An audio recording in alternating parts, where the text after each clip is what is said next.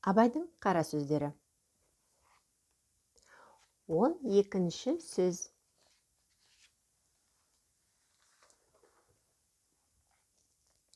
Кімде-кім жақсыдыр, жамандыр, ғибадат қылып жүрсе, оны ғибадаттан тыюға аузымыз бармайды.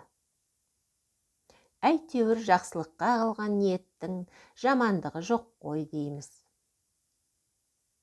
Ләкин сондай адамдар толымды ғибадатқа ғылымы жетпесе де қылса екен. Бірақ оның екі шарты бар. Соны білсе екен. Әуелі, иманның иқтиқатын мәхкәмлемәк керек. Екінші, үйреніп жеткенше осыда болады ғой демей, үйрене берсе керек. Кімде-кім үйреніп жатып, үйренгенін қойса, оны Құдай ұрды.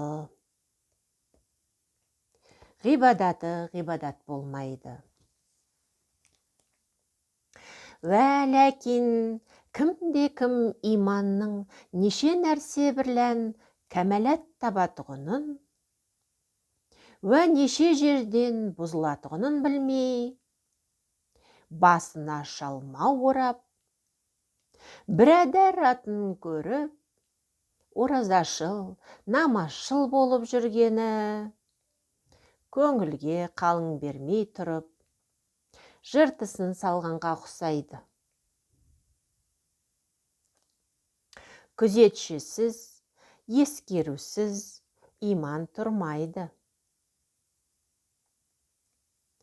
Ықыласымен өзін-өзі аңдып, шын діни, шыншылдап, жан ашып тұрмаса, салғырттың иманы бар деп болмайды.